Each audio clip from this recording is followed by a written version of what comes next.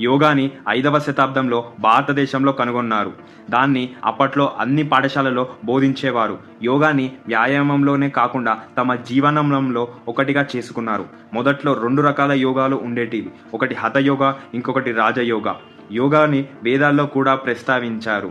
యోగాతో సుమారు వందల కొద్ది రకాల జబ్బులు నయిస్తాయి. అలానే క్యాన్సర్కి కూడా యోగా ఒక మంచి విరుగుడు.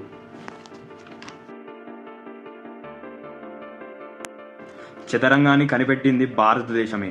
ఒకప్పుడు చదరంగం భారతదేశపు జాతీయ ఆటగా ఉండేది. మార్షల్ ఆర్ట్స్ని కనిపెట్టింది కూడా భారతదేశమే. ఋగ్వేదాల్లో సూర్యుడు అర నిమిషానికి 2202 యోజనాలు తిరుగుతాడని రాసి ఉంది. అదే ఇప్పటి సైన్స్ కూడా చెప్పింది.